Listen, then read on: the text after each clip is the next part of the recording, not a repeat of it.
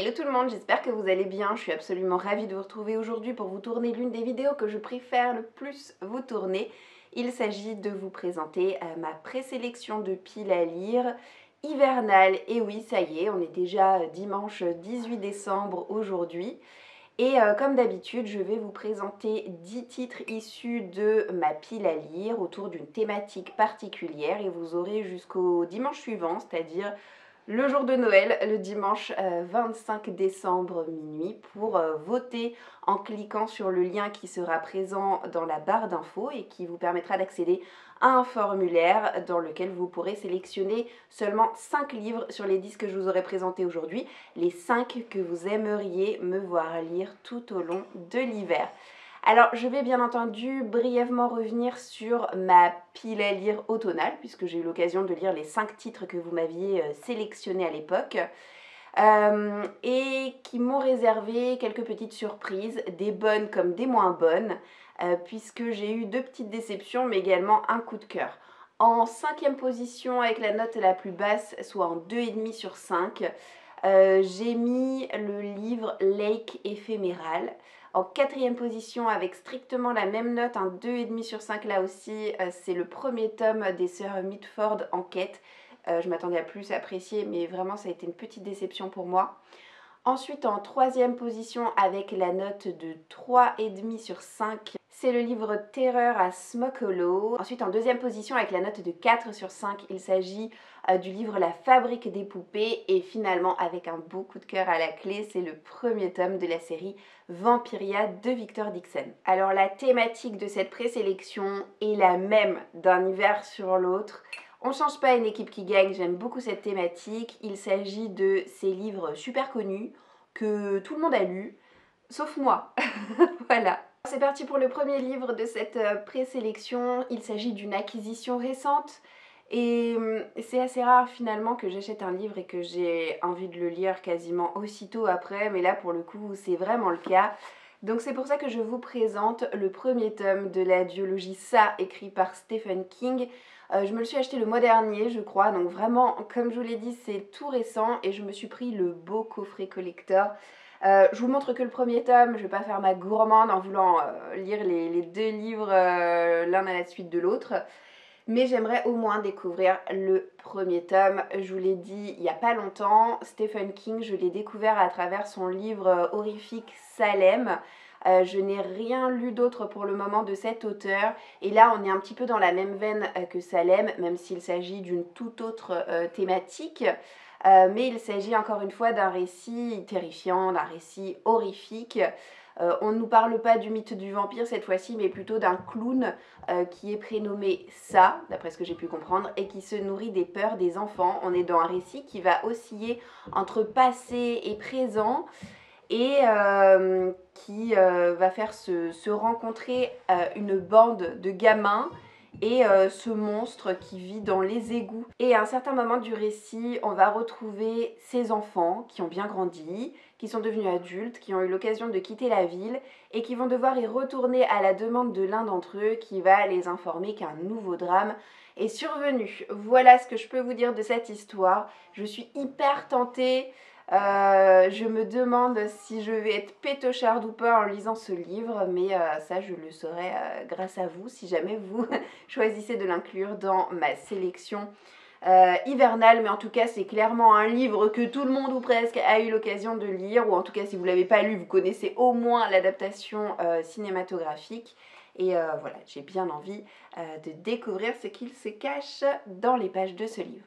Le deuxième livre de cette présélection que je vous propose de me choisir est un cozy mystery. J'aime en lire assez régulièrement. Je pense pas que je puisse dire que j'en lis un par mois, mais on va dire que je lis, allez, un cozy mystery tous les 2 mois.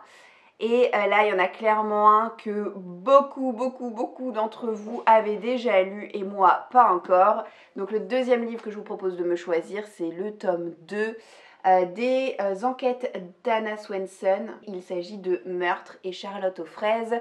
Ce tome 2 est sorti aux éditions Le Cherche Midi. Je n'ai pas le tome 3 dans ma pile à lire parce que j'avais beaucoup aimé le premier tome, ce qui m'avait donné envie d'acheter le tome 2.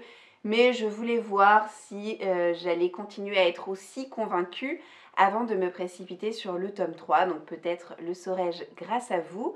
Dans cette histoire, on va suivre donc une pâtissière qui s'appelle Anna Swenson, qui gère sa petite affaire et qui va aider son beau-frère qui est dans la police à résoudre une enquête afin de lui permettre de monter en grade. Voilà. Et je suis désolée si j'ai la voix un petit peu rocailleuse, mais à vrai dire, je vous prends tellement tôt le matin, pas au saut du lit, mais pas loin, que du coup ma voix est encore un petit peu, voilà, un petit peu rauque. Ça fait un bon moment maintenant que j'ai lu le premier tome, et j'ai très envie de retrouver les personnages et l'ambiance propre à cette histoire. On passe au troisième livre que je vous propose de me choisir sur les 10 que je vais vous présenter, et il s'agit d'un tome 3 d'une série qui est super connue, que tout le monde a lu ou presque. Il s'agit de la série Les 7 Sœurs, écrite par Lucinda Riley, initialement sortie en grand format chez Charleston, mais moi je me les prends en poche, au livre de poche. Donc j'ai déjà eu l'occasion de lire les 2 premiers tomes de cette série, le premier qui m'avait valu un coup de cœur, et le deuxième que j'avais apprécié, mais quand même un peu moins que le premier tome. Si vous ne connaissez pas cette histoire, mais comment est-ce possible ?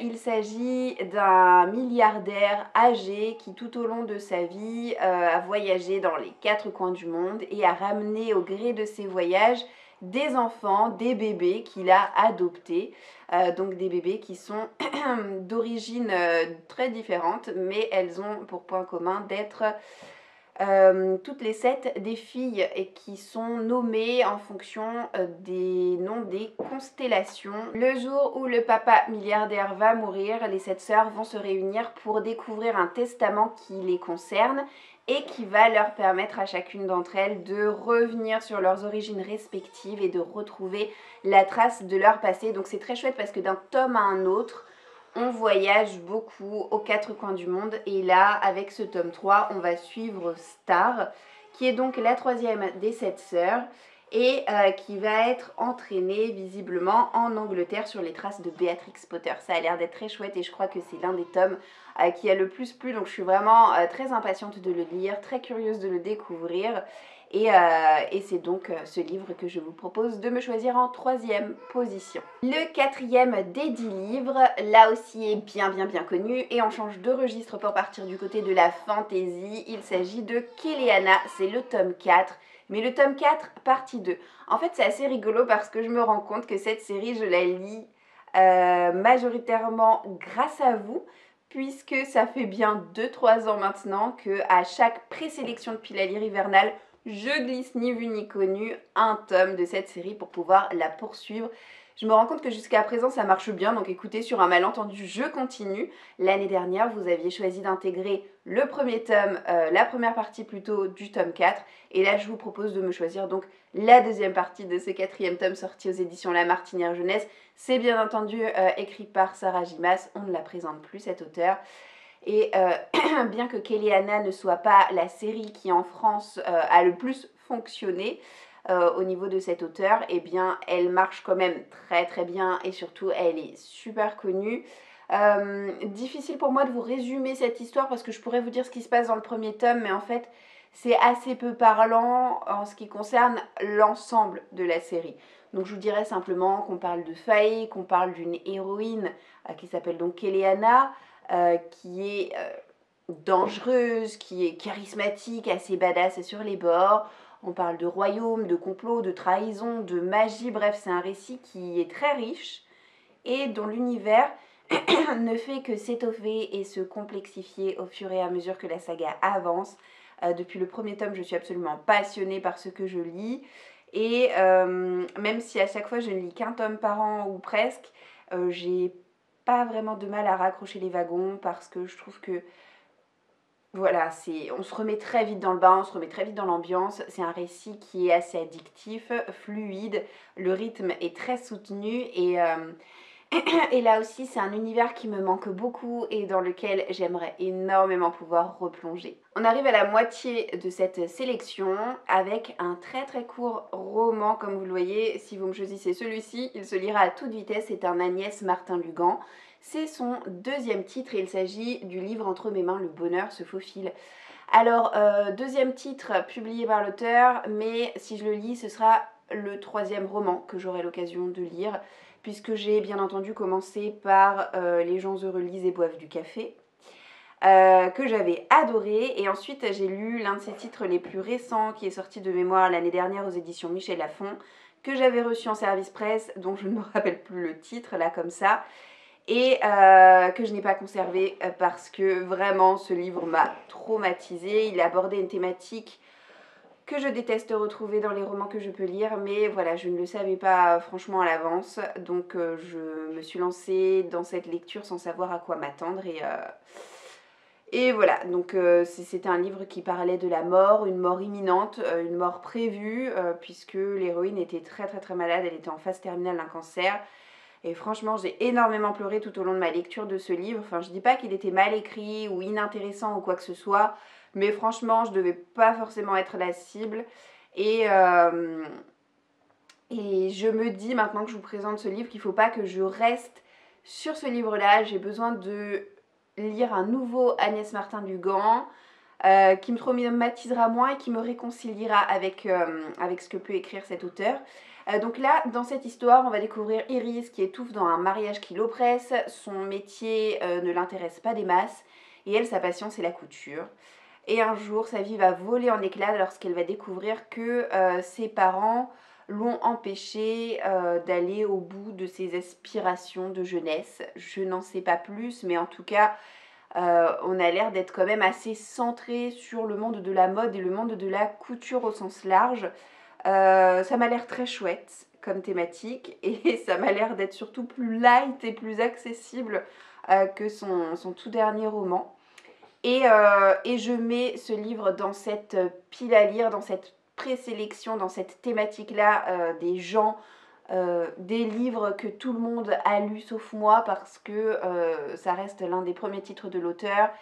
Donc je pense que comme il est sorti il y a bien longtemps maintenant, beaucoup d'entre vous avaient déjà eu l'occasion de le lire. Voilà, donc si vous avez envie de me voir lire un Agnès Martin-Dugan cet hiver, et n'hésitez pas et choisissez-moi ce court roman. Le 6e livre que je vous propose de me choisir est là aussi une acquisition très récente, puisqu'à l'image de ça, j'ai eu l'occasion de vous le montrer dans mon book haul du mois de novembre. Il s'agit de Magic Charlie, écrit par Audrey Alouette et sorti aux éditions Gallimard Jeunesse. Mais en fait, ce livre, j'ai eu l'occasion de vous raconter un petit peu la genèse de cet achat, donc je ne vais pas trop m'y appesantir. Mais vous le savez en gros que j'ai eu une mauvaise expérience avec un roman écrit par cet auteur, et que ce roman a été pendant très longtemps dans ma wishlist avant que j'ose sauter le pas et que je me l'achète. Et là, pourquoi est-ce que je vous le présente dans cette présélection? Déjà pour 2 raisons. La première, c'est que c'est un livre qui a très bien fonctionné, qui a eu vraiment son succès, qui a été encensé par la critique. Donc il répond pleinement à la thématique, ces livres que tout le monde a lu sauf moi. Et la seconde raison, c'est parce que clairement, j'ai besoin d'un coup de pied aux fesses, disons-le comme ça, pour pouvoir sauter le pas et me mettre à lire ce roman, parce que sinon je sens que si c'est pas maintenant, il va prendre la poussière pendant longtemps dans ma pile à lire. C'est-à-dire que je pense que j'ai tout donné pour sauter le pas et me l'acheter au bout de tellement 2 mois et même d'années dans ma wishlist. Je pense que voilà, si je le lis pas maintenant, je sais pas du tout quand est-ce que ce sera, mais ce sera franchement pas demain la veille. On est dans un récit dont je ne sais pas grand chose, parce que vous voyez que le résumé est assez succinct, mais qui m'a l'air de faire penser beaucoup à Harry Potter, dans le sens où on a un gamin qui s'appelle Charlie, qui à l'image de Harry va découvrir du jour au lendemain qu'il est non pas sorcier mais magicier, et qui va intégrer une école de magie. Voilà. Donc, non, j'imagine que c'est un livre qui possède son identité propre, son propre univers, et c'est vrai que je suis quand même très très curieuse. Je veux dire, je ne l'aurais pas acheté si réellement l'histoire ne me tentait pas. Mais voilà, j'ai un petit peu peur d'être aussi déçue qu'en lisant ce roman que j'ai lu il y a plusieurs années, de trouver que l'univers est très fouillis et que la plume n'est pas très chouette. Donc voilà, peut-être que grâce à vous, je vais pouvoir en avoir le cœur net tout bientôt. Je passe au 7e livre de cette présélection, avec un livre qui a énormément fait parler de lui l'année dernière, en 2021. Il s'agit de Pachinko, sorti aux éditions Charleston et écrit par Min Jin Lee. On est dans un tout autre registre, on est dans un roman fantastique puisqu'il se passe en Corée dans les années 30. Notre héroïne s'appelle Sunja et elle va se laisser séduire par un bel étranger qui lui promet monts et merveilles. Elle va se retrouver très vite enceinte, mais le problème c'est que l'homme qui l'a séduite est déjà marié. Donc il lui reste que deux possibilités, soit le suivre à l'étranger et devenir une seconde épouse, ou soit couvrir sa famille de déshonneur. Elle va choisir une troisième voie, celle d'épouser un pasteur chrétien. Ça m'a l'air absolument passionnant, fourmillant de détails, et puis ce que j'attends de ce livre aussi, c'est de me renseigner, de m'instruire sur une époque dont j'ignore tout.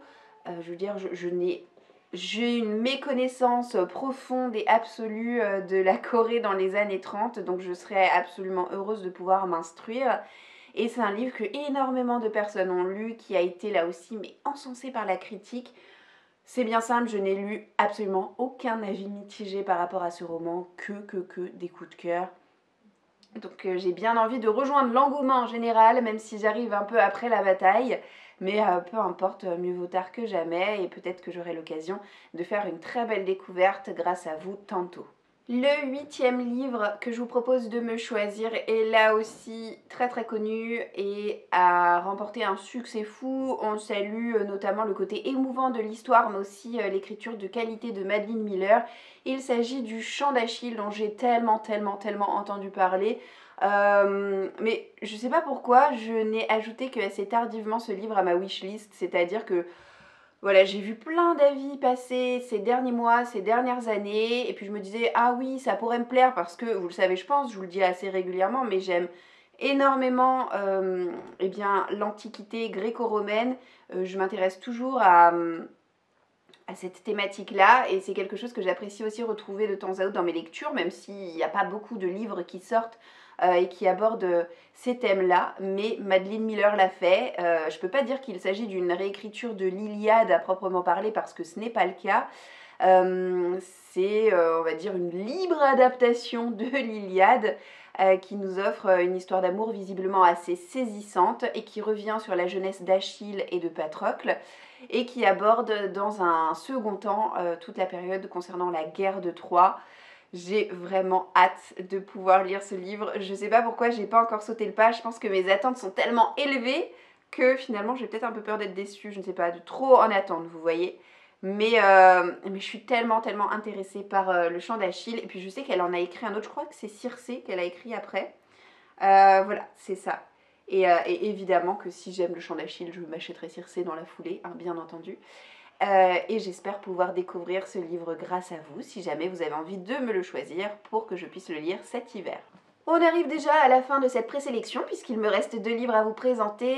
Le 9e livre que je vous propose de me choisir pour que je puisse le lire tout bientôt, c'est le tome 3 de Nevermoor, écrit par Jessica Townsend et sorti aux éditions PKJ. De mémoire, vous m'aviez choisi le tome 2 dans ma présélection depuis la lire hivernale de l'année dernière. J'avoue que j'ai un petit peu peur de lire ce tome 3. Non pas parce que je doute de la qualité de ce récit qui, à mon avis, est aussi bonne que dans les 2 tomes précédents que j'ai absolument adoré, mais parce que le tome 4 n'a toujours pas été traduit en français. Mais PKJ, qu'attendez-vous en fait? Donc je me dis, si je lis ce tome 3 et qu'il faut encore attendre au moins 2 ans pour avoir le tome 4, ça va être compliqué. En attendant, Nevermoor est-il besoin, est-il utile de vous présenter ce livre? C'est de la jeunesse fantastique. Là aussi, on peut se dire, ah, Harry Potter, mais en fait pas du tout, parce que oui, on nous parle de magie, oui, il y a une école, mais alors franchement, la comparaison s'arrête là. Donc on a une jeune fille qui s'appelle Morrigan, qui a été maudite et qui porte la poisse à toutes les personnes qui l'entourent. Enfin, du moins ça, c'est ce qu'elle pensait.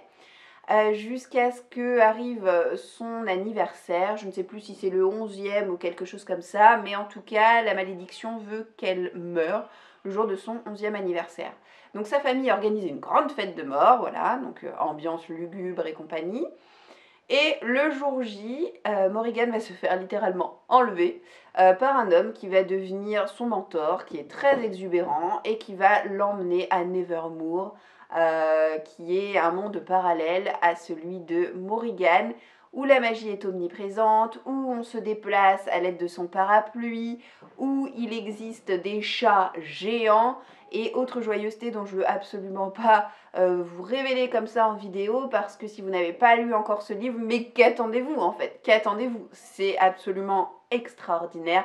Si vous aimez la jeunesse et le fantastique, mais foncez. Et si le cœur vous en dit que je puisse lire ce tome 3 au cours de l'hiver, eh bien n'hésitez pas. Et j'en arrive finalement au dernier livre de cette présélection qui a là aussi eu son petit succès. Peut-être pas auprès de vous tous qui me regardez, parce que ça dépend quel genre littéraire vous intéresse évidemment. Là on est dans la littérature adulte.